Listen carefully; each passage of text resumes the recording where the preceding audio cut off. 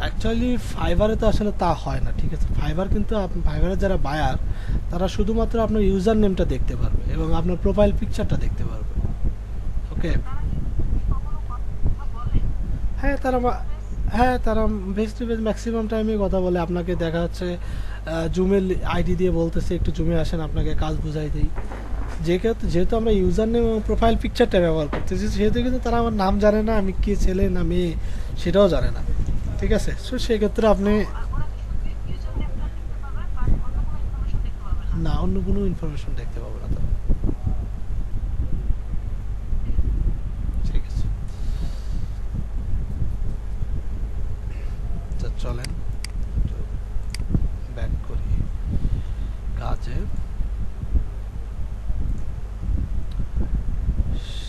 সার্ভারটা on করে নেই।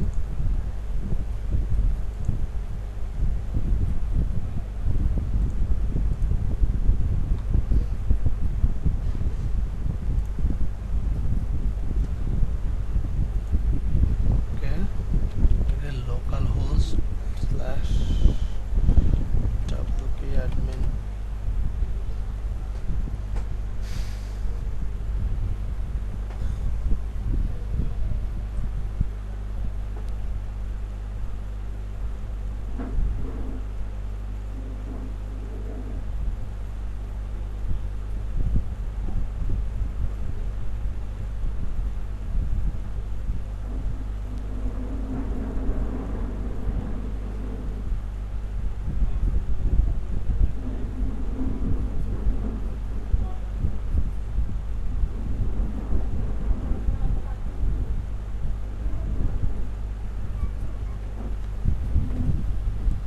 ওকে, so আমরা ওয়ার্ডপ্রেসের ড্যাশবোর্ডে চলে আসলাম। এখন স্যার কথা হচ্ছে, আপনাদের এইরকম দেখাচ্ছে না।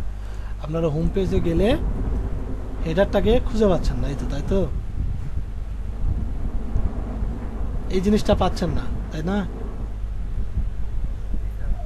ওকে, এটার জন্য আপনাকে যেটা করতে হবে সেটা হচ্ছে অ্যাপাচারে যেতে হবে।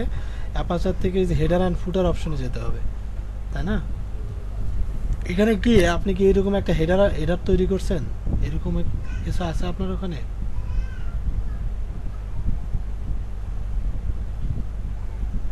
স্যার কথা বলেন একটু।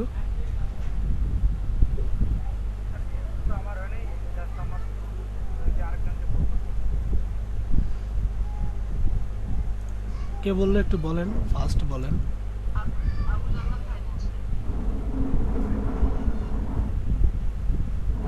প্রবলেমটা কি হয়েছে বলেন আমাকে একটু কেউ।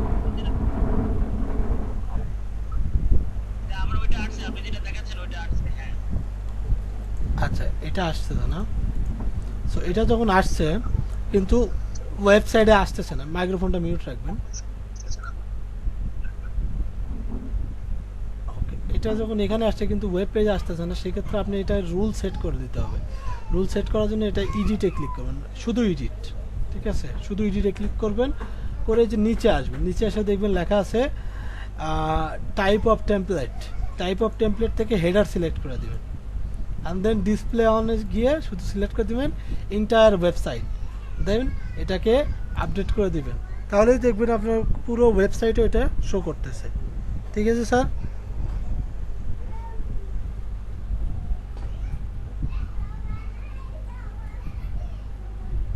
ওকে, ঠিক আছে।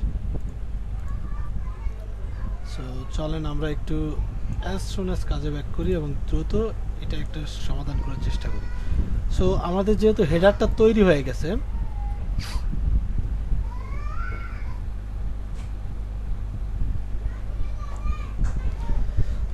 যেহেতু হেডারটা তৈরি হয়ে গেছে, আমরা হেডারের পরের সেকশনটা তৈরি করব। পরের সেকশনটা কোনটা আছে স্যার?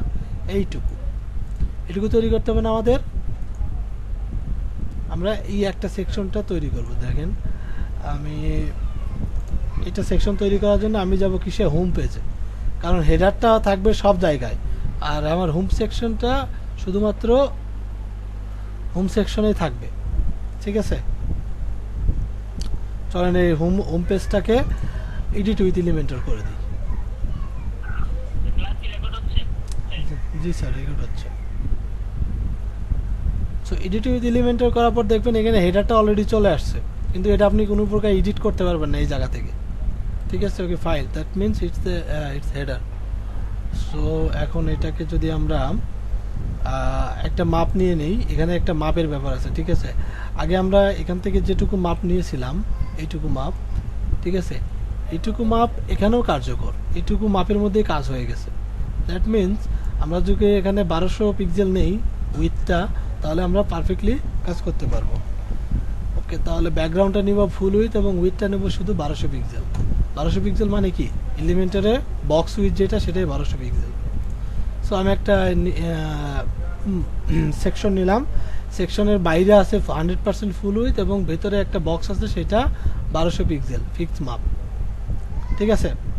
যেহেতু এটা 1200 পিক্সেল ফিক্স মাপ আছে, কিন্তু আরেকটা ইস্যু আছে, সেখানে হচ্ছে এখানে যদি আমরা দেখি যে এটা কত সাইজে আছে, 8 থেকে সরি,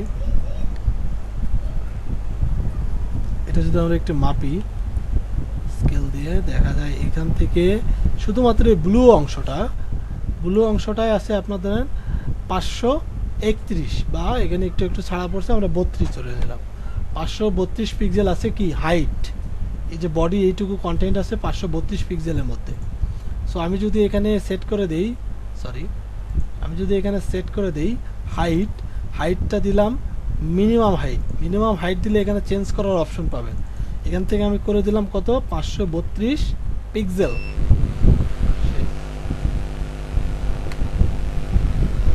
আমার এখানে কারেন্ট গেছে, আগের ক্লাসে তো কারেন্ট ফাজলামি করছে। চলেন আমরা কিছু ইন্টারেস্টিং জিনিস দেখি, ভালো লাগবে আশা করি। সো আমরা যেটা লাস্ট ক্লাসে করে রাখছিলাম, একটু টার্ন অন করি, আমি 1 মিনিট সময় দেবেন ওকে।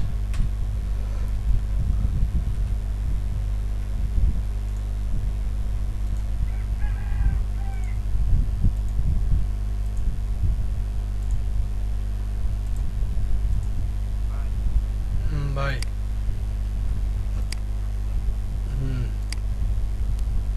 ওর স্ক্রিন দেখা যায় না?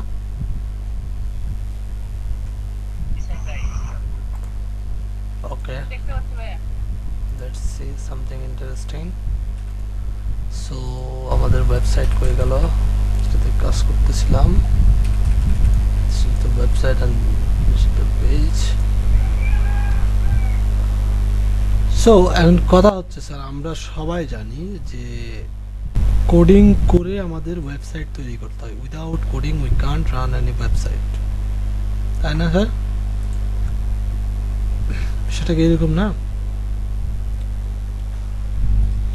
স্যার একটু কথা বলবেন সবাই।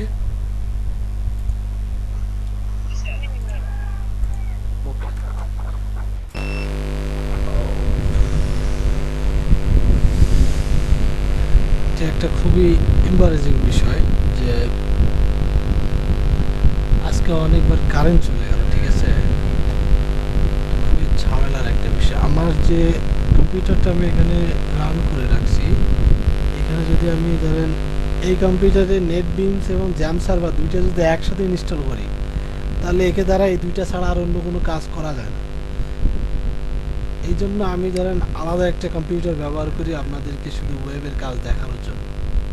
আর এই জায়গাতে প্রবলেমটা হয়ে গেছে, আমার একটা ল্যাপটপ একটা ডেস্কটপটাতে ইলেকট্রিসিটি চলে গেলে অটোমেটিক ডিস্টার্ব নেই, আর এই মধ্যে ইলেকট্রিসিটি চলে গেল, আবার চলে আসলো, এটা ডিস্টার্ব খুব পেইনফুল একটা বিষয়।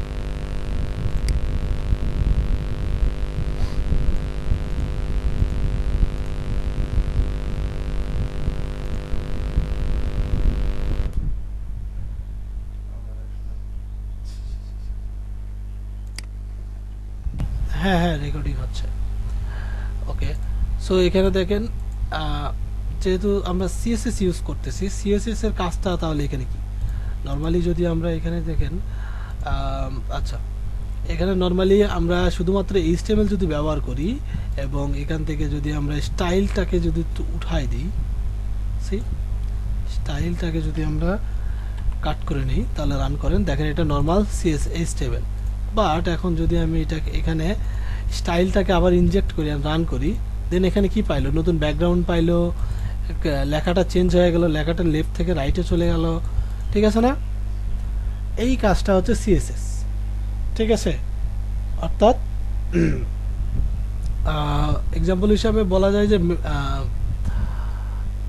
কোনো কিছুকে সুন্দর বা যেটা বাই ন্যাচারাল আছে সেটাকে আরও সুন্দর করার জন্য যে জিনিসটা ব্যবহার করা হয় ওয়েবসাইটের জন্য, সেটা হচ্ছে সিএসএস। অ্যান্ড দেন আসেন JavaScript. Then what about JavaScript? জাভা স্ক্রিপ্টের কাজ কি? জাভা স্ক্রিপ্ট আমি তো বললাম যে এই যে দরজা লাগাচ্ছেন খুলতেছেন, যে এটা ডাইনামিক্যালি হচ্ছে, এই ধরনের কাজ করে জাভা স্ক্রিপ্ট। আমার এখানে ওয়েবসাইটে লেখা আছে, এখানে কালার দেওয়া আছে, এটা দিয়ে আমার কি কোনো লাভ আছে? আমি জাস্ট কিন্তু পড়তে পারতেছি, আমি এখানে না পারতেছি কোনো ডেটা ইনপুট করতে, আউটপুট করতে কিছু পারতেছি না। এই কাজটা করবে জাভা স্ক্রিপ্ট। যেমন জাভা স্ক্রিপ্টে এখানে একটা বাটন তৈরি করে দিচ্ছে, আমি যদি বাটনে ক্লিক করি দেখাচ্ছে এখানে আজকের ডেটটা সঙ্গে সঙ্গে চলে এলো, যেটা রিয়েল টাইম অ্যাকশন হিসাবে কাজ করলো, ঠিক আছে। আমি আবার দেখাই, এখানে যদি ক্লিক করি দেখেন সঙ্গে সঙ্গে আজকে ডেট, টাইম, আমার লোকেশন কোন জায়গা থেকে সব কিছু চলে আসছে, তাই না স্যার?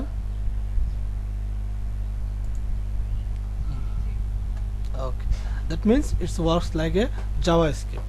এখন জাভা স্ক্রিপ্টটা অনেকটা প্রোগ্রামিং ল্যাঙ্গুয়েজের মতো হলেও জাভা স্ক্রিপ্টটা আসলে প্রোগ্রামিং ল্যাঙ্গুয়েজ না, এটা হচ্ছে স্ক্রিপ্টিং ল্যাঙ্গুয়েজ। স্ক্রিপ্টিং ল্যাঙ্গুয়েজের কাজ হচ্ছে একে আপনি যে জায়গাতে রাখবেন সে শুধু ওই জায়গাতেই কাজ করবে, ওর বাইরে আর কোনো কাজ করতে পারবে না। আর জাভা স্ক্রিপ্টে সার্ভারের সঙ্গে কোনো প্রকার কানেকশন থাকে না, যে জন্য জাভা স্ক্রিপ্টটা সম্পূর্ণ ব্রাউজারের ভিতরেই থাকে, ঠিক আছে। জাভা স্ক্রিপ্টের এ টু জেড থাকে কোথায়? ব্রাউজারের ভিতরে।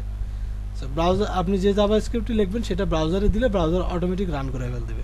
এখানে অ্যালগোরিদমটাও হয় ব্রাউজারের ভিতরে, কিন্তু নর্মালি সার্ভার ল্যাঙ্গুয়েজগুলোতে অ্যালগোরিদমগুলো হয় কিসে? সার্ভারে গিয়ে। আপনি একটা জিনিস ডেটা ইনপুট করছেন, সাপোজ ধরেন আপনি গুগলে সার্চ করছেন, এই যে আপনার সার্চ করা রেজাল্ট, মাইক্রোফোন আপ রাখবেন, এই যে আপনার সার্চ করা কিওয়ার্ডটা আপনি গুগলে লিখছেন, এইটা চলে যাবে গুগলের সার্ভারে, গিয়ে ওখানে তাদের সার্ভার চেক করা হবে, চেক করা হলে যে রেজাল্ট পাওয়া যাবে সেইটা আবার আপনার ব্রাউজারে আসবে, এসে আপনাকে শো করাবে। বুঝতে পারছি? দ্যাট মিনস জাভা স্ক্রিপ্টের সাথে জাভা স্ক্রিপ্ট যেহেতু একটা scripting language, so scripting language এবং আপনার প্রোগ্রামিং ল্যাঙ্গুয়েজের মধ্যে সব থেকে বড় তফাৎটা হচ্ছে ওইটা সার্ভারে কাজ করে, সার্ভার ছাড়া ওটা কাজ করতে পারে না। আর জাভাটা সম্পূর্ণ ব্রাউজারেই সব ধরনের কাজ করে। আপনি একটা ডেটা ইনপুট করলেন, সে ব্রাউজারেই সেটা ক্যালকুলেট করে আমাকে সঙ্গে সঙ্গে আপনাকে দিয়ে দিবে, তার কোনো সার্ভারের প্রয়োজন হয় না। যদি একটা এক্সাম্পল হিসাবে আপনাকে দেখাই যে এটা কিভাবে সার্ভারে কাজ করে, একটা গেম আছে ডিনো গেম, নাম শুনছেন? ডিনো গেম খেলছেন কখনো? আচ্ছা, আমরা একটু দেখাই। ক্রোম ব্রাউজারে যখন নো ইন্টারনেট কানেকশন চলে আসে তখন একটা গেম চলে আসে, এই যে গেমটা দেখতেছেন না, এই গেমটা খেলছেন? যখন নো ইন্টারনেট চলে আসে ব্রাউজারে কিন্তু এটা দেখায়। আচ্ছা, এই গেমটা কিন্তু স্যার জাভা স্ক্রিপ্টে তৈরি করা, এ টু জেড জাভা স্ক্রিপ্টে করা, ঠিক আছে। সো যেহেতু এটা এ টু জেড জাভা স্ক্রিপ্টে করা, এবং আমরা জানি যে জাভা স্ক্রিপ্ট গেমটা জাভা স্ক্রিপ্টের সব কিছু ব্রাউজারে দেওয়া থাকে, সেহেতু আমরা চাইলে এই গেমের যে কোনো কিছু আমরা চেঞ্জ করে ফেলতে পারি। এটা কি জানেন?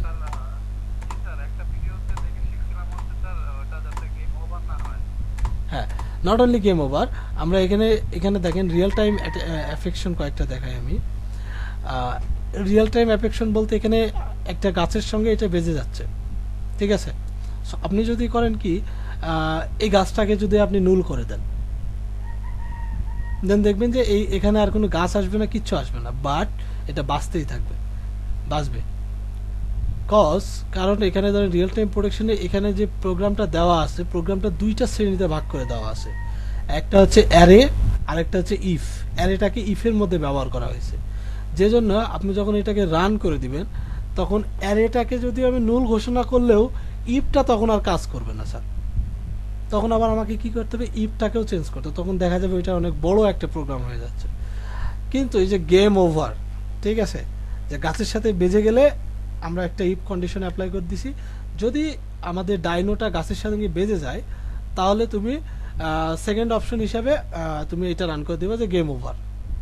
বাট আমরা যদি এই যে গেম ওভার যে অপশনটা আছে, ঠিক আছে, এটাই যদি আমরা স্টপ করে দিই, আউটপুটটাকে যদি স্টপ করে দিই, মানে এটা কোনো অপশনই থাকবে না। গেম ওভার যদি গাছের সাথে বেঁচে যায় তাহলে সে চলবে, থামবে না। এইরকম একটা কিছু যদি বলে দিই তাহলে দেখবেন গেমটা চলতেই থাকবে, চলতেই থাকবে, চলতেই থাকবে। ঠিক আছে। আর যেহেতু এটা জাভা স্ক্রিপ্টটা পুরোটাই যেহেতু ব্রাউজার বেসিস, সো আমরা এটাকে একটু চেঞ্জ করে দেখতে পারি। যেমনটা একটু আগে কে যেন বললো, আমি নাম বলে গেছি, দেখতে পাই না নামটা। মঞ্জুরুল, সাইফুল, আচ্ছা। সো এটা এটা অনেক আগে পুরনো ট্রিক্স, যেগুলো দেখানো হয় যা শুধু আপনাদের শেখার জন্য, নট ফর অ্যাপ্লাই। ঠিক আছে। সো আমরাও শেখার জন্য দেখতে তো সমস্যা নেই, আমরা তো ব্যবহার করছি না, তাই না? সো আমি গেমটা খেলতেছিলাম, আর গেমটা আমি যেমন বলতেছিলাম যে আপনি যতক্ষণ খেলবেন এটা ততক্ষণ দেখা যাবে ব্রাউজারে সব কিছু ক্যালকুলেট করতেছে। যখনই আপনি গেম ওভার হয়ে যাচ্ছে তখনই ডেটাটা সেভ হয়ে যাচ্ছে কোথায়, হাই স্কোরে। ঠিক আছে স্যার।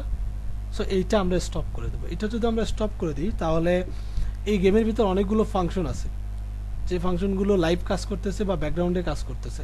সো আমরা যেহেতু থামাবো যে গেম ওভার সেকশনটা, সেহেতু আমাদেরকে রানিং অপশনটাকে ধরতে হবে। রান হচ্ছে একটা স্ট্রিং, যে স্ট্রিংটা আগে থেকে এখানে ধরা আছে। যদি আমি লিখি রানার, রানার নামে কিন্তু আপনার এইচটিএমএল সরি জাভা স্ক্রিপ্টে কিন্তু কোনো নাই, কোনো ট্যাগ নেই। ঠিক আছে। রানার হচ্ছে একটা স্ট্রিংটাকে ধরে নিতে হয়, যেটা গেমে আগে থেকেই ধরা আছে। সো এখানে যদি আমরা ধরে নিলাম রানারের ভিতরে আমরা একটা ডট দিয়ে বলে দেব যে রানারের ভিতরে ইনস্ট্যান্ট, অর্থাৎ রানারের ভিতরে কিছু ফাংশন আছে যেগুলো ইনস্ট্যান্ট কাজ করতেছে, কিছু আবার ধরেন লেটলি কাজ করতেছে। ওকে। সো ইনস্ট্যান্ট কী কী কাজ করতেছে? ইনস্ট্যান্ট কাজ করতেছে যে ইনস্ট্যান্ট এখানে স্কোর উঠতেছে, ইনস্ট্যান্ট গাছগুলো আসতেছে, ইনস্ট্যান্ট গেম ওভার হয়ে যাচ্ছে। এই যে বিষয়গুলো, এগুলো হচ্ছে ইনস্ট্যান্ট কাজ করতেছে। সো আমি তাহলে ইনস্ট্যান্টকে কল করে দিলাম। এখন ইনস্ট্যান্টের ভিতরে যেহেতু অনেকগুলো জিনিস আছে, এখান থেকে আমরা শুধুমাত্র গেম ওভারকে টার্গেট করব। সো একটা ডট দেন, দিয়ে লেখেন গেম ওভার, দেখেন গেম ওভার প্যানেল অনেক কিছু আছে, আমি জাস্ট নিলাম গেম ওভার। ওকে। গেম ওভার দেওয়ার পর আমরা জানি যে জাভা স্ক্রিপ্টে যখন কোনো ভেরিয়েবলকে কল করা হয় বা ভেরিয়েবল ফাংশনে রূপান্তর করা হয়, তখন একটি ইকুয়াল চিহ্ন দিয়ে এটাকে ধরে দিতে হয়। এবং এটাকে ধরে দেওয়ার পর আমরা আপনারা যারা জাভা স্ক্রিপ্ট নিয়ে আগে বা কোনো প্রোগ্রামিং ল্যাঙ্গুয়েজ নিয়ে আগে স্টাডি করছেন, সেখানে দেখবেন লেখা থাকে অ্যারে নামক একটা জিনিস থাকে। অ্যারের কাজটা হচ্ছে কি? অ্যারের কাজটা হচ্ছে আপনার একটা ফাংশনের ভিতর যতগুলো ডেটা থাকবে সবগুলো ডেটাকে পরপর 1 2 3 আকারে এরকম করে সাজিয়ে রাখা। এবং অ্যারেটা আসলে লেখাই হয় ফার্স্ট ব্র্যাকেটের মাধ্যমে। ফার্স্ট ব্র্যাকেটের ভিতরে অ্যারে লেখাটা থাকে। ঠিক আছে স্যার। সো আমি অ্যারেটাকে ধরে দিলাম, দিয়ে এখানে আমি একটা ট্রান্সমিশন দিব। যদি অ্যারেটা থাকে তাহলে সেটা ট্রান্সফার হয়ে যাবে কিসে? এই যে ট্রান্সফার হয়ে যাবে, এই জন্য আমাদের ইকুয়াল অ্যান্ড গ্রেটার দেন দুইটা একসাথে লিখতে হবে। তার মানে অ্যারেতে যে ডেটাগুলো থাকবে এগুলো সব কিছু ট্রান্সফার হয়ে কিসে চলে যাবে? প্যারেনথেসিসের ভিতর। প্যারেনথেসিসটা কি? প্যারেনথেসিসটা হচ্ছে প্যারেনথেসিসের ভিতর আপনি যদি কোনো ফাংশন দেন সেটা কাজ করবে, আর যদি ফাঁকা রাখেন এইরকম, তাহলে সেটাকে বলা হবে নুল। অর্থাৎ তার মানে নুল মানে কিছুই নাই, সম্পূর্ণ ফাঁকা, মানে কোনো প্রকার কন্ডিশন এখানে কাজ করবে না।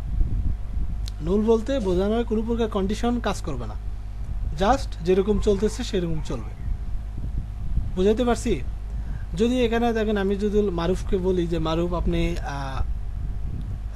গান গাইবেন না, তারপরে মারুফ এখানে গান গাচ্ছে, দেন তাহলে মারুফ কী করলো? মারুফ আমাকে ইগনোর করে চলে গেল। ঠিক আছে। বিষয়টা এখানেও সেম, যে আমি অ্যারেকে বলতেছি যদি অ্যারে তুমি ফাঁকা থাকো তাহলে এটা ট্রান্সমিশন হয়ে চলে যাও নুলে। অর্থাৎ নুল একে অ্যারের ভিতরে যে ফাংশনগুলো আছে কোনোটাই আর কাজ করতে দিবে না, ওভারটেক করে চলে গেল। ঠিক আছে। ওকে লেটস, এখন আমি এটাকে রান করে দিই। দেখেন এটা রান হয়ে গেছে, ফাংশনটা কাজ করতেছে। এখন আমি যেহেতু আমি বলে দিছি যে অ্যারের ভিতরে যদি গেম ওভারের নামে যতগুলো ফাংশন আছে সবগুলো তুমি নুল হয়ে যাও, গেম ওভার জিনিসটাই থাকবে না এখানে। দেন আমি এখানে স্টার্ট করে দিই। দেখেন গেম ওভার নামে আর কোনো জিনিসই এখানে থাকবে না স্যার, দেখতে পাচ্ছেন?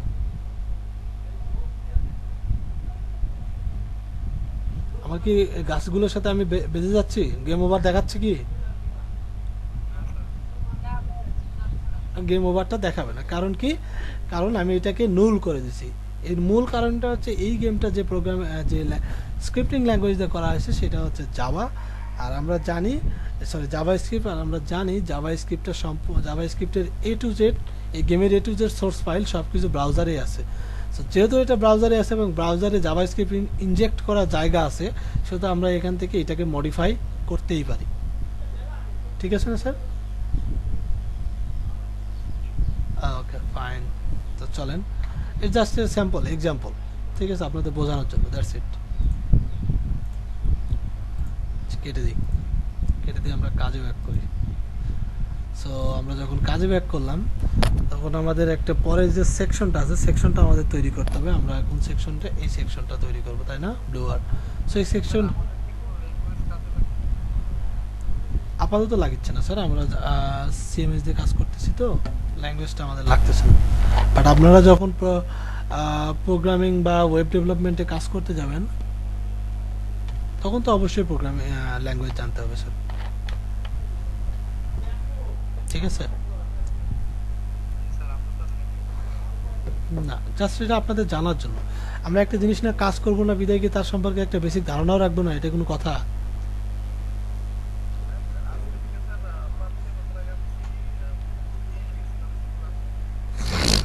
5-6 বছর আগে সি এখন অনেক চেঞ্জ হয়ে গেছে স্যার।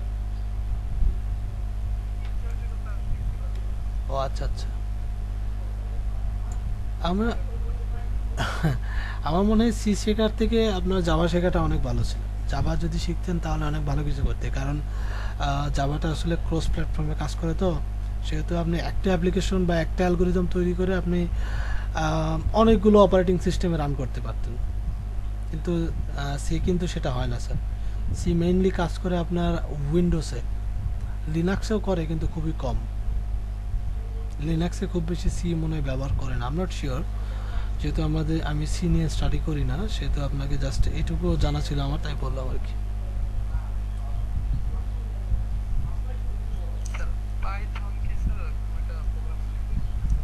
হ্যাঁ, পাইথন একটা প্রোগ্রামিং ল্যাঙ্গুয়েজ, এটা নিউলি মার্কেটে লঞ্চ হয়েছে, বাট এটা এখনও কাজ চলতেছে, এখনও কমপ্লিট হয় না। ঠিক আছে? আর পাইথনে একটু ট্রাবল আছে, সেটা হচ্ছে সিকিউরিটি সিস্টেম নিয়ে। বাট পাইথনে অনেক ভালো কাজ করা যায়, অর্থাৎ আর্টিফিশিয়াল রিলেটেড কাজ অনেক ভালো করা যায়।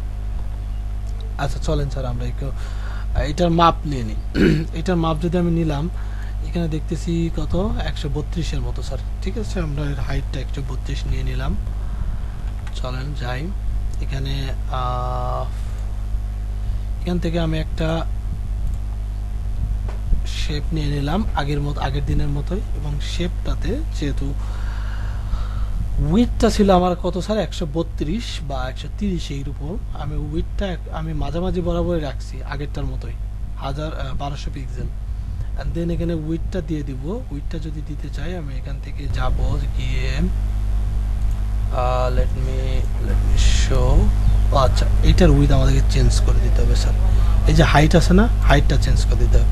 আমি এখানে দিলাম fit with screen, sorry fit না, মিনিমাম হাইট, মেইন হাইট দিয়ে এখানে আমরা হাইটটাকে ফিক্স করে দেবো কত, 532 পিক্সেল, যেটা আমরা ওখান থেকে মাপ নিয়ে আসলাম, তাই না স্যার?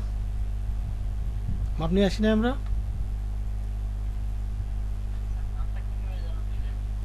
মাপটা নিছি স্যার আমি লাইট শট দিয়ে। লাইট শট নামে একটা স্ক্রিনশট নেওয়ার একটা টুলস আছে আমার, ওইটাতে মাপ দেখা যায়। ঠিক আছে, সো আমি এটাতে মাপ দিয়ে নিয়ে আসলাম। আর এখানে দেখেন 1200 পিক্সেলের একটা সেল এখানে ঘুরতেছে। এখন চলেন এখানে যাই আমরা।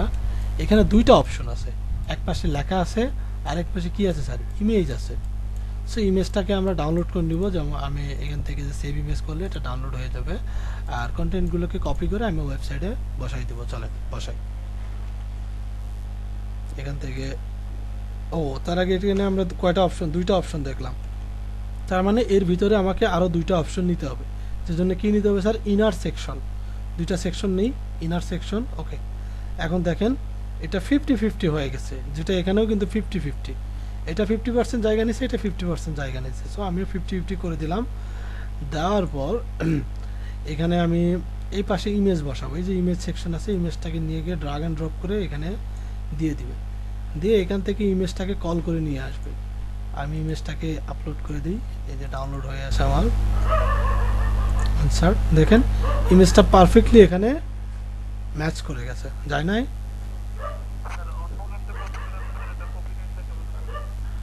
আমি তো জাস্ট আপনাদের শেখাচ্ছি স্যার, আপনারা তা করবেন কেন? আমি যদি এখন একটা ইমেজ যদি তৈরি করতে যাই, তাহলে কি আমি আপনাদের ওয়েব ডিজাইন শেখাতে পারবো স্যার? সময় লাগবে না বলেন? হ্যাঁ, কপি আমরা কখনোই করবো না স্যার, কপি করলে গুগলে অ্যাপ্রুভ হবে না, গুগল ডিনাই করে দেবে, আপনাকে পেনাল্টি দিবে। অ্যান্ড দেন এখানে যে আরেকটা ঘর আছে, এই ঘরে আমরা কি নেব? কন্টেন্ট নেব। কন্টেন্টটা এখানে যেহেতু হোয়াইট কালার আছে, সেহেতু আগে আমাকে কি করতে হবে? ব্যাকগ্রাউন্ডটা চেঞ্জ করতে হবে। সো ব্যাকগ্রাউন্ড কালারটা আমরা একটু কপি করে নিই। ব্যাকগ্রাউন্ড কালার কি আছে দেখি। This is the background colour, colour code. আমি এখান থেকে এর ব্যাকগ্রাউন্ড কালারটা, যে মেইন যে সেকশন, তার ব্যাকগ্রাউন্ড কালারটা চেঞ্জ করে নেব। স্টাইলে যাই, এই দেখেন ব্যাকগ্রাউন্ড, ব্যাকগ্রাউন্ড থেকে এখানে আছে ব্যাকগ্রাউন্ড কালার দিয়ে দিলাম। C changed background. সো ব্যাকগ্রাউন্ডটা আমরা হুবহু কপি করতে পারছি, দ্যাটস ফাইন। দেন এখানে আসেন কন্টেন্ট। এখন এই যে কন্টেন্টটা এখানে আছে, এই কন্টেন্টটা আপনাকে দেখতে হবে এটা কি পি ট্যাগের ভিতরে আছে, অর্থাৎ প্যারাগ্রাফে আছে নাকি হেডিংয়ে আছে। কাজ এটা আপনার জন্য খুবই গুরুত্বপূর্ণ এসইও করার জন্য। বর্তমান এখন গুরুত্বপূর্ণ না হলেও এসইও করার জন্য খুবই গুরুত্বপূর্ণ। তাহলে আমরা একটু এটাকে ইন্সপেক্ট এলিমেন্ট করে দেখি এটা কোথায় আছে। ইন্সপেক্ট এলিমেন্ট করে আমরা এই লেখাটাকে মার্কিং করব, এইরকম করে মার্কিং করে এখানে ক্লিক করব। ক্লিক করলে দেখেন এখানে এই পাশে একটা ঘর মার্কিং হয়ে গেছে, যেখানে কি লেখা আছে H2। তার মানে হেডিং টু নামে এই যে এটা এখানে স্টে করতেছে। সো আমি এটাকে এখান থেকে কপি করে নিলাম, নেওয়ার পর এখান থেকে এই যে হেডিংটা আছে, হেডিংটা এখানে ড্রাগ অ্যান্ড ড্রপ করে দেব, দিয়ে এখানে কন্টেন্টটাকে পেস্ট করে দেব। ঠিক আছে স্যার? কন্টেন্ট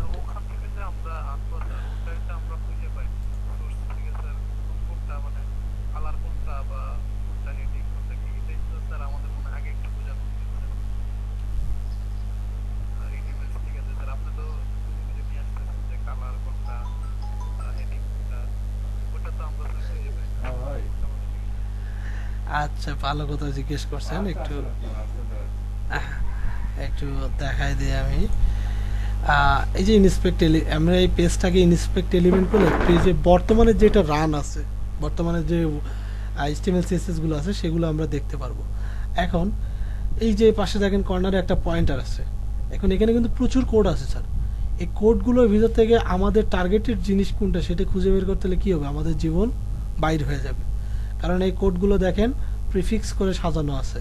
এখানে টিপ মারবেন, দেখবেন আরও নতুন অনেকগুলো কোড বের হয়ে গেছে, দেখতে পাচ্ছেন? এগুলোকে বলে প্রিফিক্স করা আছে।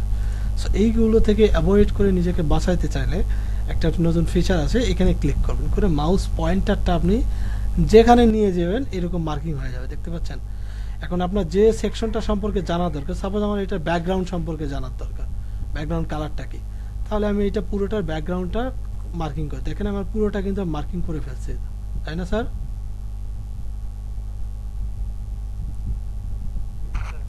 ওকে, পুরোটা মার্কিং হয়ে গেছে। এখন জাস্ট আমি একটা ক্লিক করে দিলাম, তাহলে আমাকে দেখাচ্ছে যে এই পুরো ব্যাকগ্রাউন্ডটা আছে ডিপ ডিপ ডিপের ভিতর কি আছে স্যার? একটা ক্লাস আছে, ক্লাসের নাম হচ্ছে ব্যানার, আর একটা কি আছে? আইডি আছে, আইডির নাম হচ্ছে হোম।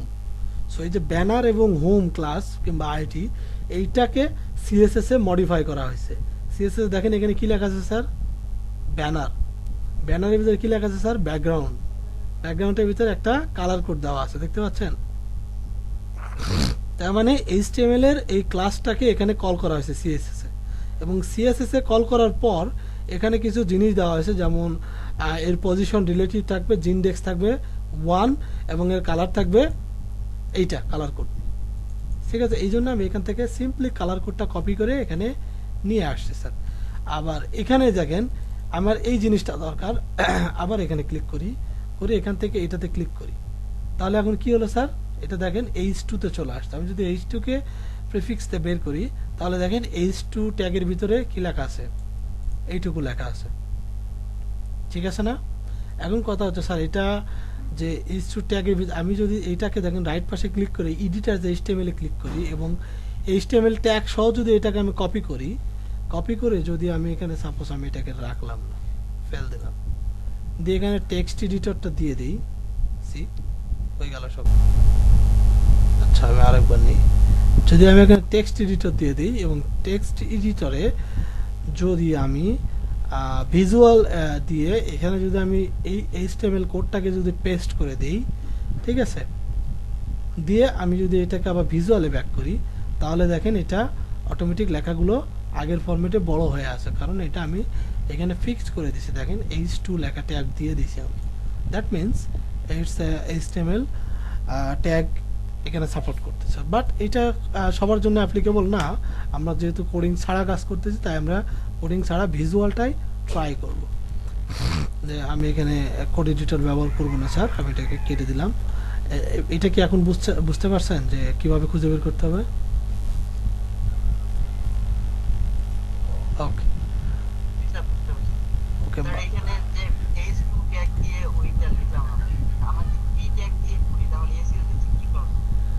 ওকে এসইওর একটা রুলস আছে স্যার, সেটা হচ্ছে H1।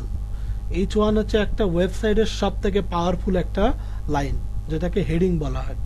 এবং গুগল যখন আপনার ওই পেজটাকে ক্রাউলিং করবে বা ট্র্যাক করবে, তখন সবার আগে সে H1-কে ট্র্যাক করবে, সে খুঁজবে এই পেজের ভিতরে H1টা কোথায় আছে, ঠিক আছে। H1-টাকে ট্র্যাক করে নিয়ে সে রেখে দিবে, কারণ গুগলকে এইরকম করে তার ক্রাউলারকে বলে রাখছে যে কোনো বিষয় নিয়ে যদি কোনো পেজে কথা বলা থাকে, তাহলে সেখানে যে H1টা থাকবে সেটা হচ্ছে ওই বিষয়ের টপিকস বা টাইটেল, আর H2 যেগুলো থাকবে সেগুলো হচ্ছে সাব টাইটেল। এগুলোর গুরুত্ব কম দিয়ে যাও, এগুলো তো এখন ওইভাবে দরকার নেই, কারণ টাইটেলের ভিতরে মানুষ ধরেন তার মেইন কিওয়ার্ডটা লিখে রাখে, ফোকাস কিওয়ার্ডটা লিখে রাখে, তাই না? আপনি যদি এখন একটা অনুষ্ঠানে গেছেন, অনুষ্ঠানে একটা ব্যানারে বড় করে ওয়াজ মাহফিলে গেছেন, ওখানে বড় করে যদি লেখা থাকে যে টাইটেলের জায়গায় যদি লেখা থাকে ধরেন অতিথির নাম, তাহলে কি মানুষ বুঝতে পারবে? এবং সাব টাইটেল অর্থাৎ তারপরের যে টাইটেলগুলো আছে সেগুলোতে যদি লেখা থাকে ওয়াজ মাহফিল, তাহলে বিষয়টা কেমন দাঁড়ায়? একটু খারাপ দাঁড়ায় না দেখতে? সো এখানেও বিষয়টা সেই রকম যে আপনার যে মেইন টাইটেল সেখানে আপনার মেইন কিওয়ার্ডটা থাকবে, অতএব H1 একটা ওয়েব পেজের ভিতরে একটাই থাকবে, H2 2-3টা থাকতে পারে, H3 2-3টা থাকতে পারে, এগুলো রাখতে পারেন। তা এগুলো ক্ষমতাগুলো একটার পর একটা ভাগ হয়ে আসবে। যেমনটা ধরেন আমরা যদি বলি যে ধরেন বিভিন্ন শ্রেণী বিন্যাস করি না আমরা, আমরা যখন কোনো যখন কোনো শ্রেণী বিন্যাস করতে চাই, অ্যাজ এ এক্সাম্পল যদি আমরা বলি যে ধরেন আমি বলি, আমার এখনো সঠিক কিছু মনে পড়তেছে না, বাট একটা এক্সাম্পল দিই, সেটা হচ্ছে ধরেন আমি বগুড়া থেকে ঢাকায় যাব, তাহলে আমাকে কি করতে হবে? সবার আগে কি করতে হবে? আমাকে বগুড়া বাস স্ট্যান্ডে যেতে হবে। দিস ইজ দ্য হেডলাইন, মানে টাইটেল। আমাকে বাস স্ট্যান্ডে যেতে হবে, এবং বাস স্ট্যান্ডে যদি আমি যাব, এখন এই জায়গায় এসে দেখা গেছে যে বগুড়াতে 4টা বাস স্ট্যান্ড আছে, তাহলে আমি বাস স্ট্যান্ডে যাব ঢাকায় রওনা দেওয়ার জন্য, এটা হচ্ছে আমার টাইটেল। তাহলে এখন দেখা যাচ্ছে বগুড়ায় 4টা বাস স্ট্যান্ড আছে। এখন আমি যদি টাইটেল যদি দিই বগুড়া বাস স্ট্যান্ডে যাব, ঢাকায় রওনা দিব, দেন তাহলে এটা যদি হয় H1, তাহলে H2 হবে যে বগুড়াতে আরও 4টা বাস স্ট্যান্ড আছে, 4টা বাস স্ট্যান্ডের নাম। H2 দেন 1 নম্বর দিলেন যে চারমাথা, 2 নম্বর দিলেন ঠনঠনিয়া, 3 নম্বর দিলেন শেরপুর, 4 নম্বর দিলেন বনানী। এই যে 4টা হয়ে গেল।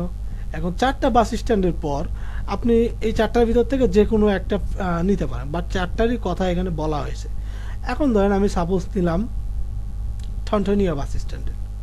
ঠনঠনিয়া বাস স্ট্যান্ডে গিয়ে আমি দেখি যে এখানে ঢাকায় যাওয়া যায় যে গাড়িগুলোতে এরকম 10টা কাউন্টার আছে, তাহলে ওইটাকে আমরা কি ব্যবহার করবো? এখন 10টা কাউন্টারের নাম লিখতে, হ্যাঁ, এখন H3 ট্যাগ আমরা ব্যবহার করব।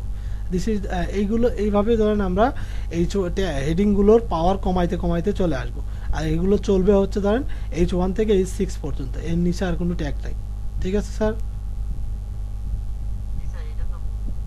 ওকে, আপনি এখন পি ট্যাগের কথা বলতেছেন, এই তো? পি ট্যাগটাকে মেইনলি বলা হয় প্যারাগ্রাফ। প্যারাগ্রাফে আমরা কি করি? বর্ণনা করি। এখন এই যে আপনি যে H3 ট্যাগ নিলেন, সাপোজ ধরেন আপনি শ্যামলী গাড়ি বা আপনি দিলেন যে শাফতে আলী গাড়ি একটা H3 ট্যাগ নিলেন, এই H3 ট্যাগের একটা বর্ণনা আপনাকে দিতে হবে এখানে।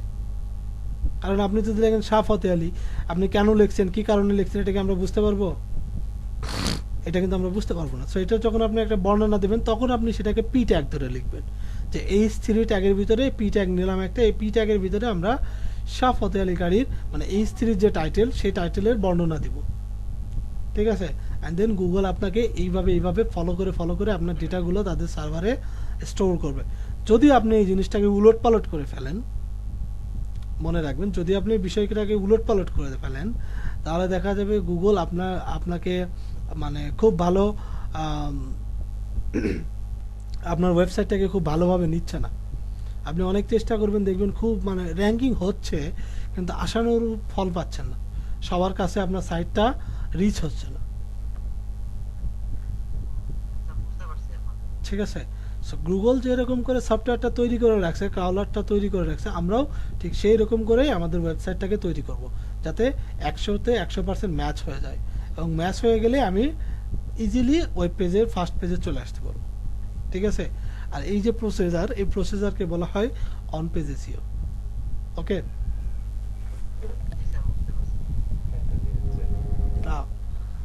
আচ্ছা ঠিক আছে।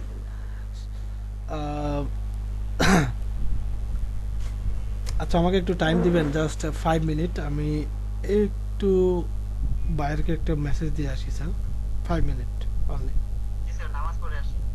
আচ্ছা, নামাজটা পড়ে আসেন, নামাজ পরে আমরা শুরু করি, কেমন? ওকে স্যার,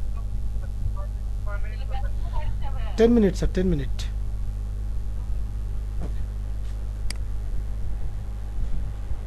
আচ্ছা, সো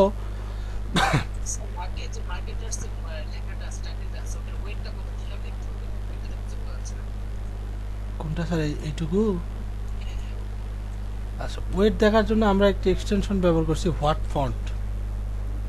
এটা ডাউনলোড করে নেবেন, এখানে ক্লিক করবেন হোয়াট ফন্টে, করার পর এখানে এসে গিয়ে এখানে ক্লিক করবেন, দেন এটার ওয়েট হচ্ছে 500, এটার ওয়েট হচ্ছে 500, ফন্ট ফ্যামিলি হচ্ছে বি কি জানো, ভিয়েতনাম নাকি, size 32 pixel, line height 38 pixel, colour white. So চলেন, আমরা তো এটাকে কপি করে নিছি, হ্যাঁ কপি করি নাই আমরা একটুকে কপি করব, অ্যান্ড দেন এখানে আমরা হেডিং নিব, যেহেতু আমরা জানি এটা হেডিং 2। সো দেন এই যে HTML লেখা আছে, এখানে দেখেন হেডিং 1 2 3 লেখা আছে, আমি এটাকে 2 সিলেক্ট করে দেবো, অ্যান্ড এটাকে এইভাবে এখানে বসাই দিব। বসাই দেওয়ার পর আমি এটাকে টেক্সট লাইন লেফট করে রাখবো, কারণ এখানেও টেক্সট লাইন লেফটে দেওয়া আছে, সবগুলো বাম পাশে সমান্তরালভাবে দেওয়া আছে। Now let's move on style শিটে গিয়ে আমরা কি দেখতেছি, টেক্সটের কালার এখানে দেওয়া আছে হোয়াইট। আমরা হোয়াইটের কালার কোড কত জানি, কেউ বলতে পারবেন হোয়াইটের কালার কোড? হয় 3টা এফ অথবা 6টা এফ, 3টা অথবা 6টা, এটাকে বলা হেক্সা কোড, ঠিক আছে? দেন আমি select the hexa code, and text কালারটা পেয়ে গেছে। টাইপোগ্রাফিতে যাব, ফন্ট ফ্যামিলি আমরা কি দেখছিলাম, আমরা রেগুলার, বাট হ্যাঁ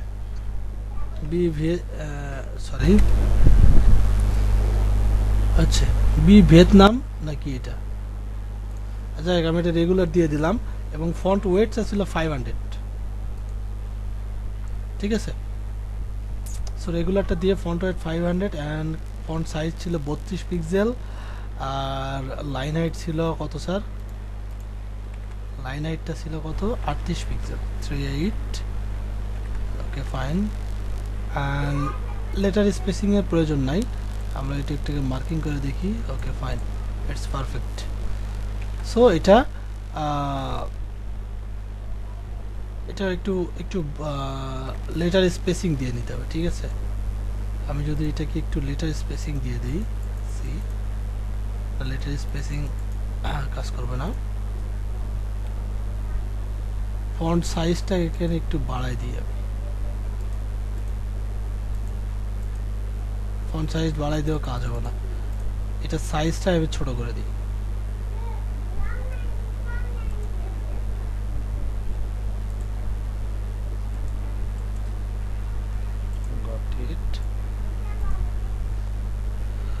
এটার সাইজ যদি আমি ছোট করতে চাই দেন আমাকে,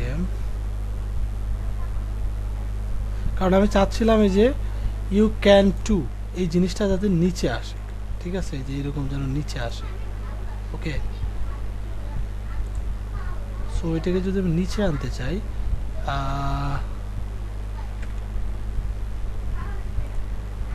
maybe it's look something.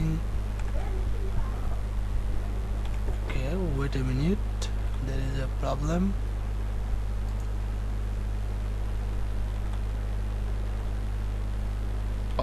I see, এটা ক্যাপিটালাইজ করা হয় না, মেবি এই জন্য ইস্যুটা হয়েছে। সো চলেন এটাকে আমরা একটু ক্যাপিটালাইজ করি। Typography transform capitalised. ওকে, স্টাইল নর্মাল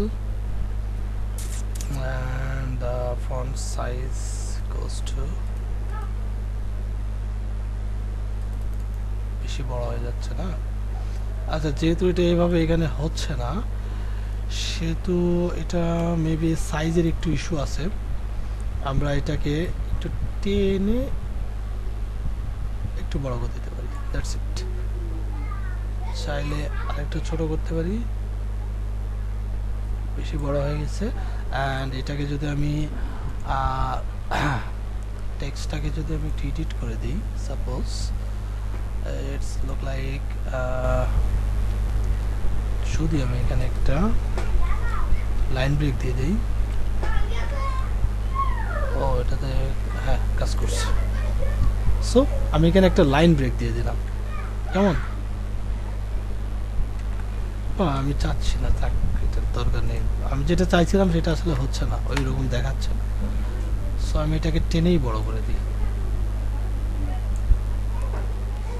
সি, চেষ্টা করব এর সাথে সিমিলার রাখার। স্টাইলে যাই, টাইপোগ্রাফিটা আরেকবার দেখি। এটা একটু বড় হয়ে গেছে, ছোট করে দিলাম। And 38 letter spacing 03 is good. So এটা হয়ে গেছে। এখন আসেন পরের অপশনটা, পরের যে লেখাটা আছে এইটাকে আমাদের কপি করতে হবে। সো এটাকে আমরা ইন্সপেক্ট এলিমেন্ট করে দিই, কি অবস্থায়। এটাকে ধরা হয়েছে একটা পি ট্যাগের ভিতরে, এবং পি ট্যাগটাকে যদি আমরা এডিটর সিস্টেমে নিই, তাহলে দেখা যাবে এর ভিতরে কিছু স্ট্রিং ব্যবহার করা হয়েছে, যেগুলোকে আমি অ্যাভয়েড করতে চাচ্ছি। হ্যাঁ চাচ্ছি, আমি চাচ্ছি না স্ট্রিংগুলো আমার এখানে থাক। তাহলে আমি এটাকে ডিরেক্ট কপি করে নিব, অ্যান্ড নোটপ্যাড ওপেন করে এখানে আমি এটাকে পেস্ট করে আবার কপি করে আমার ওয়েবসাইটে নিয়ে যাব। এখানে এখানে আমরা এটাকে টেক্সট এডিটর নিব, সরি, সরাসরি কপি করলে ওই যে আপনার স্ট্রিংগুলো আছে ওগুলো সবগুলো চলে আসবে। আমি স্ট্রিং চাচ্ছিলাম না, তাই আমি এখানে কন্টেন্টটাকে পেস্ট করে দেব, এবং এইটা যেটা আছে সেটা যেন প্যারাগ্রাফে থাকে এটা শিওর করবো, যে প্যারাগ্রাফ হেডিং টেডিংয়ে যেন পার না হয়ে যায়। ঠিক আছে, জাস্ট প্যারাগ্রাফ রেখে দিলাম আর কি। এটাকে একটু স্পেস দিয়ে একটু বানান ভুল আছে অপশন ফিক্স করে দিলাম। ওকে, নাও এখানকার আমার কাজ শেষ। এখন আমি যাবো স্টাইলে। স্টাইলে যদি যাই, এই ফন্টে কি কোয়ালিটি আছে সেটা যদি আমরা একটু দেখি ভালো হয়। এই ফন্ট হোয়াট ফন্ট, সো এখানে আমি ফন্ট ওয়েট ছিল 400 অ্যান্ড ফন্ট সাইজ ছিল 60, 30 হচ্ছে লাইন হাইট, কালার হচ্ছে 6টা ডি। সো চলেন আমরা এটাকে এডিট করি, টেক্সট কালারটা দিয়ে দিই। অবশ্যই হ্যাশট্যাগ দিবেন, হ্যাশট্যাগ দিতে ভুল করবেন না। সো কালার দিয়ে দিলাম। এখন এইটার ফন্ট ফ্যামিলি হচ্ছে 400 অর্থাৎ regular. B medium, B regular, font 60 pixel, font weight 400, transform, capitalize, and then এগুলো কিছু না। লাইন হাইট কত ছিল? 30 pixel, sorry line height pixel not em. So the এত পিক্সেল আমি দিয়ে দিলাম, একটু লেটার স্পেসিং দিয়ে দিই। Okay, now it's good. Letter spacing দিয়ে দিলাম, কাজ শেষ। এখন আছে এখানে কি একটা বাটন আছে, এবং বাটনটাকে যখন আমি মাউস পয়েন্টার নিয়ে যাচ্ছি তখন সেটা কি হচ্ছে? হভার হয়ে যাচ্ছে, তাই না? কালারটা চেঞ্জ হয়ে যাচ্ছে ব্যাকগ্রাউন্ডের, দেখা যায় স্যার?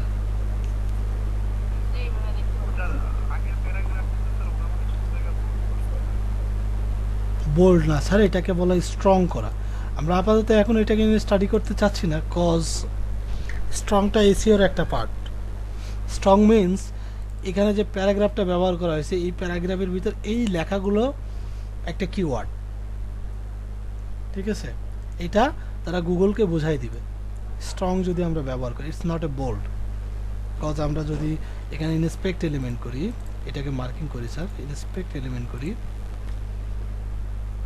দেখেন এখানে বলা হয়েছে কি স্ট্রং, মানে এই প্যারাগ্রাফের ভিতর এই কন্টেন্টগুলোকে হাইলি সাজেস্ট করা হয়েছে, ঠিক আছে? হাইলি সাজেস্ট করা হয়েছে যে এগুলো যেন সার্চ রেজাল্টে থাকে। ওকে, বোঝা গেছে sir? I am not sure sir, দেখতে হবে এটা ওয়ার্ডপ্রেসে করা কিনা।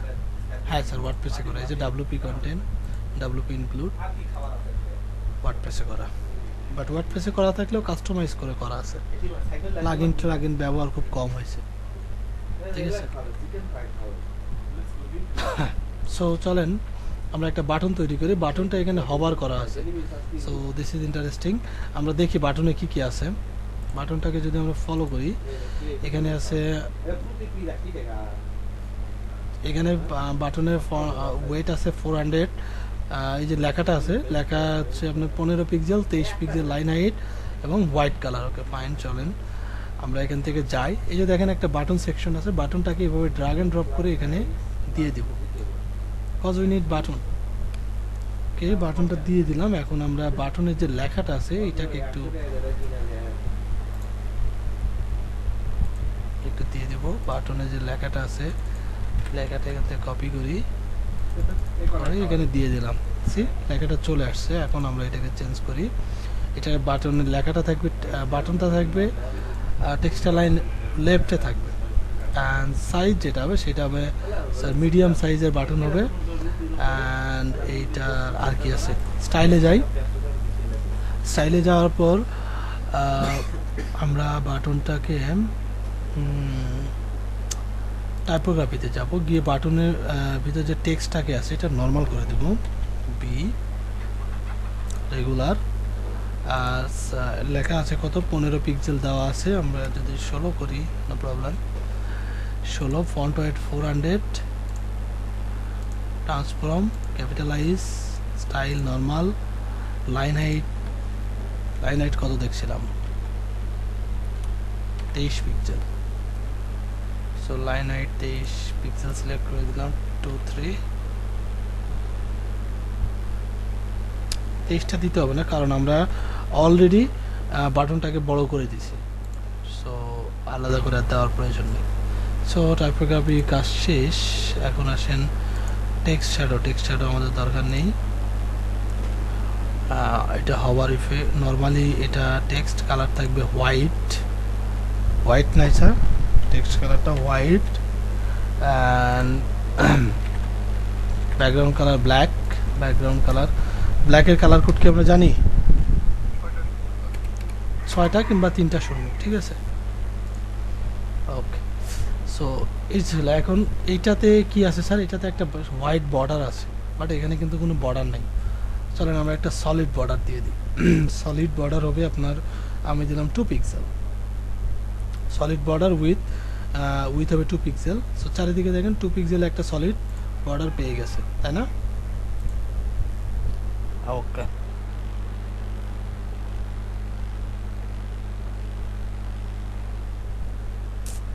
আর এটাকে আমি পেডিং দিয়ে দিই 3 pixel, sorry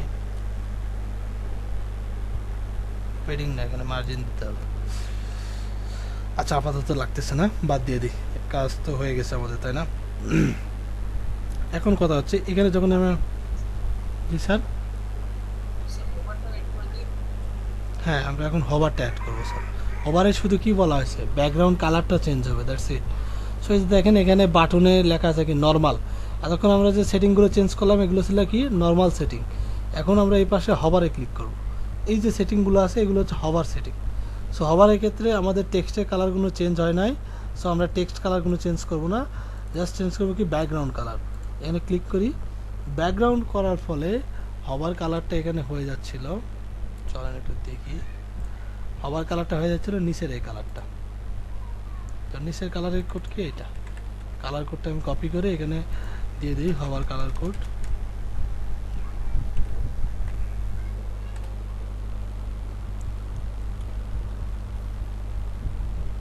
bye the way আমি ডাবল হ্যাশট্যাগ দিয়ে দিয়েছি, সরি। সো হভার কালার কোডটা ছিল ব্লু। আমি যখন মাউস পয়েন্টার নিয়ে যেতাম কি হচ্ছে, ব্লু হচ্ছে না স্যার। মাউস পয়েন্ট সরালাম, নিয়ে গেলাম, সরালাম, নিয়ে গেলাম, সরালাম, নিয়ে গেলাম, সরালাম, দ্যাটস ইট। সো আবার আবারটা কি কাজ করতেছে না?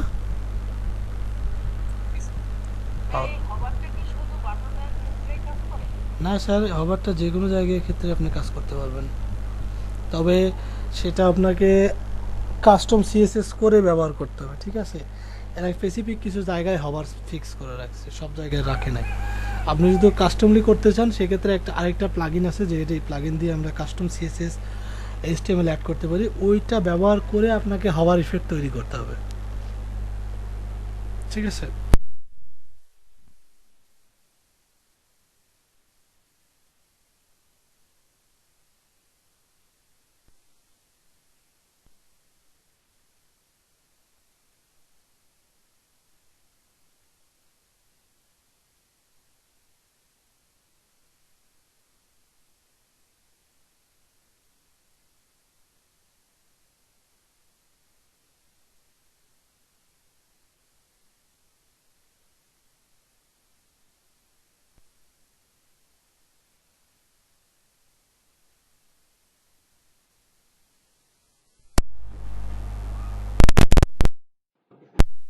তাই না? আচ্ছা, সো আমি কথা বলতেছিলাম যে এই যে এইটার মাঝখানতে একটা সুন্দর স্পেস দেওয়া আছে স্যার, দেখতে পাচ্ছেন? এই যে মাঝখানতে এইটুকু স্পেস আছে, এইটার মাঝখানতে এইটুকু স্পেস আছে, তাই না? এই পেজটা আমার এখানে দেওয়া নেই স্যার, আমার ওয়েবসাইটে স্পেসটা দেওয়া নেই। তো এই স্পেসটা আমরা আমার ওয়েবসাইটে দিব, কিভাবে দিব? এই লেখাটার পরে এবং এই লেখাটার উপরে দুইটার মাঝখানতে স্পেস দিব। আর এইটাকে কন্ট্রোল করে কি মার্জিন এবং পেডিং, সরি আপনাকে মার্জিন এবং পেডিংয়ের সাথে পরিচয় করাই দিই। This is the map. এই যে ম্যাপটা দেখতেছেন এটা মার্জিন এবং পেডিংয়ের ম্যাপ,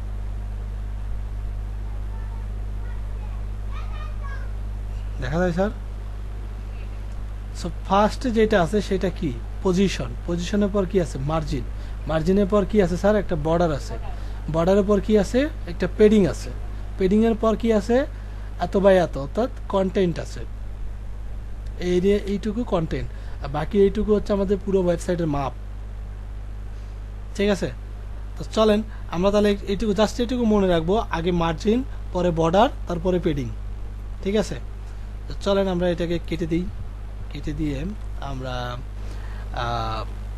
আমার ওয়েবসাইটে আসি। ওয়েবসাইটে আসার পর আমি এইটাকে মার্ক করি, হেডিংটাকে মার্ক করি, মার্ক করে একে একটা বর্ডার দিই স্যার, ঠিক আছে? আমি দিলাম বর্ডার সলিড 5 পিক্সেল, কালার দিলাম রেড। ওকে, তো বর্ডারটাকে এখন দেখা যাচ্ছে স্যার? তার মানে আমরা এর আগে মার্জিনের ম্যাপ কি দেখলাম, বর্ডারের উপরে থাকে মার্জিন, ভেতরে থাকে কি পেডিং, মনে থাকবে স্যার? ওকে, তাহলে এটা কিভাবে কাজ করে একটু দেখি। মার্জিন আমি যদি ধরেন এখন অ্যাডভান্সে যাই এবং এখান থেকে দেখেন লেখা আছে মার্জিন এবং পেডিং। সো আমি যদি এখন মার্জিনকে বলি যে তুমি চারিদিকে বর্ডারের চারিদিকে 10 পিক্সেল করে জায়গা ছেড়ে দাও, 10 পিক্সেল আমি লিখে দিলাম, দেখেন সব করে 10 pixel, top right bottom left, চারিদিকে আমি যখন 10 পিক্সেল ছেড়ে দিছি তখন দেখেন 10 পিক্সেলের যে মাপ আর বর্ডারের মাঝখানতে 10 পিক্সেল যতটুকু জায়গা ছাড়ছে অতটুকু জায়গা মাপ ওখানে বের হয়ে আছে, বোঝা যাচ্ছে কি মাপ? বর্ডারের বাইরে একটা দাগ আছে, দেখা যাচ্ছে কি? Blue colour. Okay fine. যদি আমি এটা 10 থেকে ডাবল করে 20 করে দেই, দেখেন এটা আরো বড় হয়ে গেছে। এটা এটা পরিবর্তনটা হচ্ছে কোথায়? পরিবর্তনটা হচ্ছে এই যে লেখা আছে এই লেখার বাইরে। বর্ডারটা কি? বর্ডারটা হচ্ছে সীমানা। এই মানে বাইরে আমি যতই পরিবর্তন করি ভেতরের কোনো কিছুর চেঞ্জ হবে না, ভেতরের যে সে তার নিজের জায়গাটুকু ধরে রেখে বাইরে পরিবর্তন করবে, ঠিক আছে? এই জন্য আমরা মার্জিন ব্যবহার করব। আবার যদি আমরা পেডিং ব্যবহার করি তাহলে আমি পেডিং যদি দিই 10 পিক্সেল, তাহলে কি হবে? তাহলে হবে এই বর্ডার, যে বর্ডারের ভেতরেই শুধু পরিবর্তন হবে, বাইরে 1 ইঞ্চি পরিমাণও পরিবর্তন হবে না। আমরা যা পরিবর্তন সব বর্ডারের ভিতরে করতে পারবো, বর্ডারের বাইরে কোনো পরিবর্তন করতে পারবো না। আমি যদি এখানে 20 পিক্সেল দিই, দেখেন অবস্থা, এই শুধু বর্ডারের ভেতরেই পরিবর্তন হবে, বাইরে পরিবর্তন হবে না। যখন দেখা যাচ্ছে যে বাইরে পরিবর্তন হচ্ছে তখন দেখা যাচ্ছে ভেতরে আর পরিবর্তন হওয়ার জায়গা নেই, তখন এটা ওভারফ্লো হয়ে বাইরে পরিবর্তন হবে। এটা একটু কমপ্লেক্স বিষয়, জাস্ট আমি জানার জন্য বললাম, আপনাদের যে করতে হবে এমনটাও না, ঠিক আছে? তো চলেন বর্ডারটাকে আউট করে দিই, 0 পিক্সেল, কালারটা থাক, সমস্যা নেই। এখন যে এইটা তাহলে আমরা কি করব? আমাদের ভেতরের কন্টেন্টটাকে ঠিক রেখে বাইরে একটু পরিবর্তন করাই দিব। তার মানে ভেতরের কন্টেন্টটা কি? এই কন্টেন্টটাকে ঠিক রেখে এর নিচের দিকে শুধু একটু স্পেস বাড়াই দিব, তাই না স্যার? তাহলে আমরা অ্যাডভান্সে যাই, কি এটা কে করতে পারে? মার্জিন। তবে মার্জিনের ক্ষেত্রে শুধুমাত্র আমরা এটা বটমে জায়গা বাড়াবো, অন্যগুলো সব 0 থাকবে।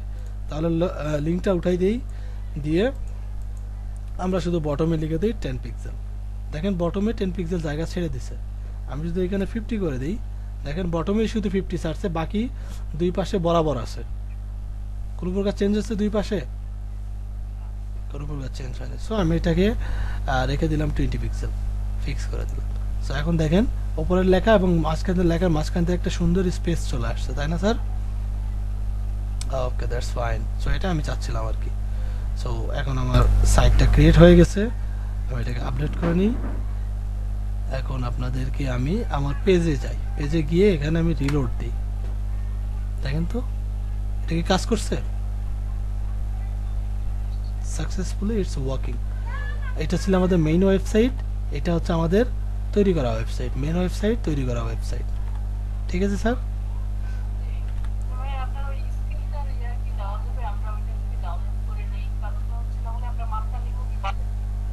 স্কেল এটা ফাস্ট, এই যে এই এখান থেকে ডাউনলোড নিতে পারবে না। লাইট লাইট সরি, আমি একবার দিয়েছিলাম মেবি, লাইট শট।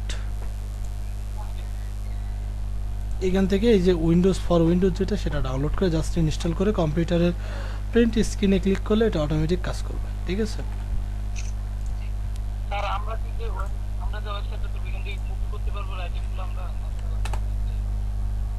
না, আমরা কপি করতে পারবো না স্যার, আমাদের নিজেদের লিখতে হবে।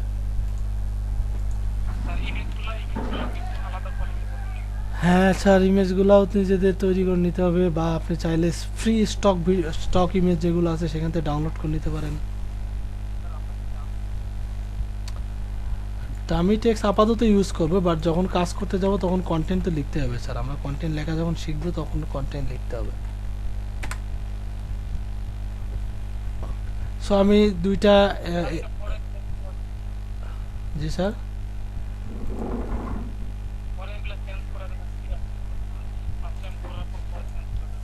হ্যাঁ হ্যাঁ, চেঞ্জ করতে পারবেন না কেন, অবশ্যই অবশ্যই চেঞ্জ করতে পারবেন। ওকে,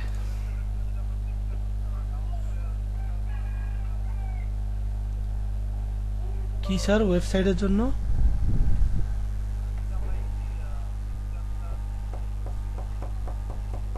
সেক্ষেত্রে আপনি স্টক ফটো ব্যবহার করতে পারেন, ফ্রি স্টক ফটো, যেগুলো কোনো কপিরাইট ইস্যু নেই, কমার্শিয়ালি ইউজ করা যায়।